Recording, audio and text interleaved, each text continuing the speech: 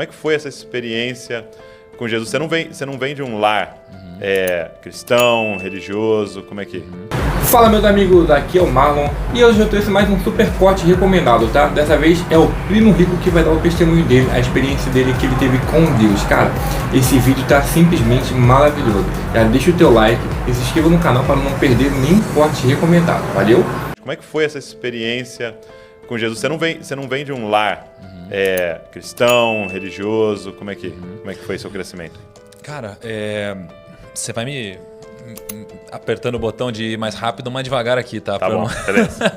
Mas eu cresci num lar, pô, uma família incrível que me ama pra caramba, que sempre deram muito amor, né? E que é espírita, né, de certa forma, mas não um ambiente cristão, né? E nunca foi um super pilar, né, na minha infância isso, né?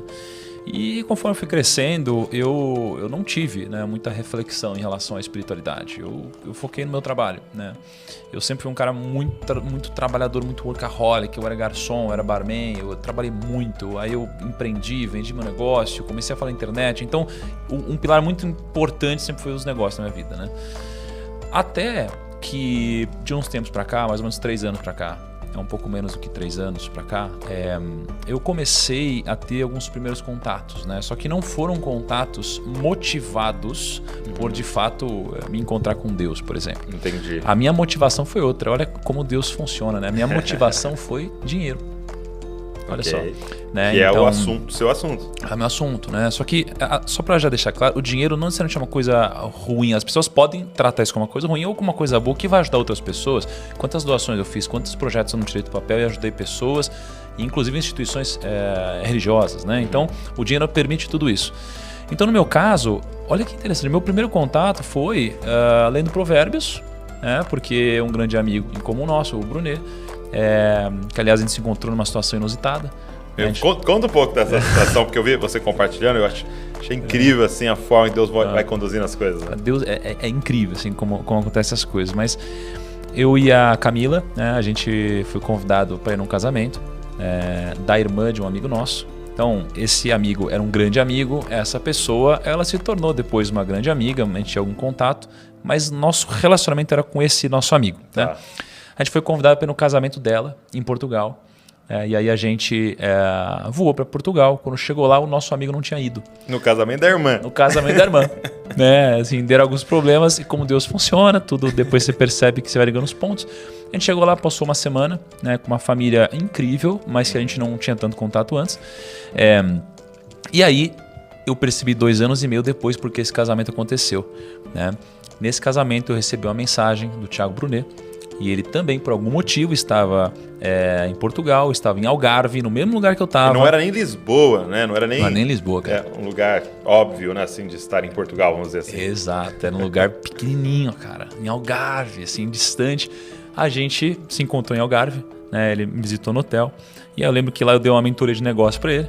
E ele me deu uma mentoria, né? Até então, sobre Bíblia. Okay. Só que Bíblia era algo para mim muito difícil de digerir. Eu era aquele tipo de pessoa que eu nunca leria uma Bíblia. Né? Por quê? Porque para mim falar Bíblia já vinha com uma carga da minha vida inteira, né? Talvez de formas erradas que tenham sido apresentadas a mim esse tema, né? Então já vinha uma coisa estranha. E quando ele abordou talvez do único jeito que ele conseguiria entrar no meu coração. Ele disse o seguinte, falou: Thiago, você estuda sobre dinheiro, você trabalha com isso, é finanças, não é? Sabia que uma das palavras mais citadas na Bíblia é dinheiro? Eu falei, você tá brincando. Na minha cabeça leiga de que nunca tinha lido a Bíblia, como assim dinheiro? E eu estudo muito os bilionários, assim, eu estudo muito as pessoas de sucesso para entender porque que elas atingiram sucesso. Poxa, eu nos últimos anos devo ter gravado com uns 60, 70 bilionários no Brasil, assim. E ele falou, sabia que o mais rico de todos eles escreveu vários livros? Esse cara chamado Salomão, e estão na Bíblia. Eu falei, você tá de sacanagem. Ele falou, lê Provérbios. Então, meu primeiro contato com isso foi Provérbios.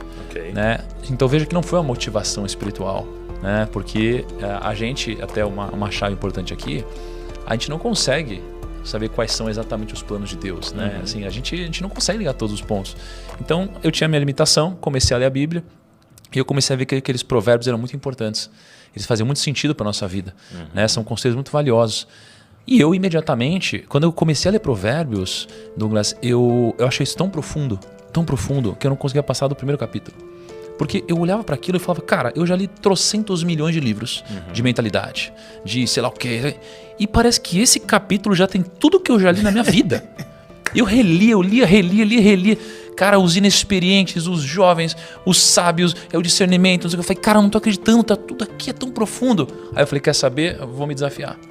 Aí eu tenho uma coisa que eu faço na internet, que geralmente eu faço lives dias consecutivos, de acordo com algum tema. E eu falei, vou lançar agora o desafio Provérbios. Então eu decidi, né, já que Provérbios eu descobri que são 31 capítulos, e eu tava no mês... Perfeito, né? Perfeito. Né? Eu não lembro qual mês que eu tava, mas tinham 31 dias. Eu falei, vou 31 dias seguidos falar sobre isso. Só que eu não tinha lido Provérbios, então isso que é interessante, as pessoas não sabiam. Então eu lia Provérbios 1, e no outro dia eu falava sobre Provérbios 1. E eu ia fazendo isso. Entendi. Cara, e foi sendo bizarro. Assim, o meu descobrimento foi bizarro. Passaram os 31 dias.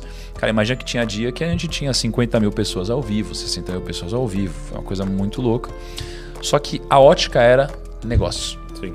Encontrar os princípios, as estratégias ali. Exatamente. E fazem todo sentido. Aí eu comecei a descobrir que a Bíblia é um manual, né, sobre como você deve viver. Pelo menos no meu caso.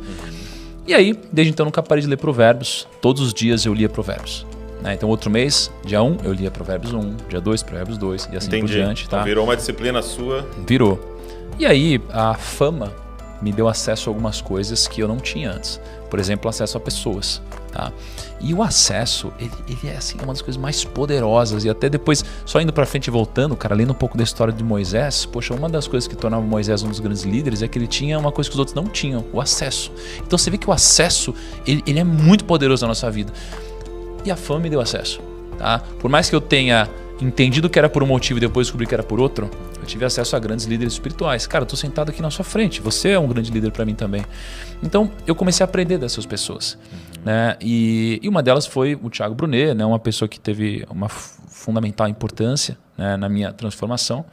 E conversando com ele, cara, ele sempre ia abordando sobre Deus, temas ligados a Deus, respostas das quais eu não tinha ideia de como responder, coisas difíceis, princípios. Eu admirava muito isso, né? Não só ele, mas várias outras pessoas ao redor. Mas um dia na casa dele, ele me fez um desafio. Ele falou, Thiago, e eu descobri depois que ele fez isso, porque ele falou com Deus e falou, Deus, não aguento mais falar com ele sobre esse assunto. Ou você bota Deus no coração dele, eu não tenho mais o que eu fazer, não vou mais falar com ele sobre o assunto. E aí ele falou o seguinte, falou, Thiago, chega em casa e faz um desafio para Deus. Fala, Deus, se você existe mesmo, me dá um sinal em 7 dias. Né? E eu falei, tá bom. Aí eu cheguei, fiz isso, né? E de fato foi aí que começou o meu contato oficial, digamos assim, né? Foi quando eu comecei a ter experiências sobrenaturais das quais eu tinha ciência que de fato eram sobrenaturais. Né? Eu pedi um sinal em 7 dias e veio no 8º, o que foi muito curioso. Né? E quando veio no 8º, né, pensando, refletindo, né, mais para frente, eu descobri que só veio no 8º porque na verdade Deus queria me mostrar, né, que ele existia, mas também queria mostrar que as coisas acontecem no tempo dele, não no meu. Que ele é soberano. Exatamente.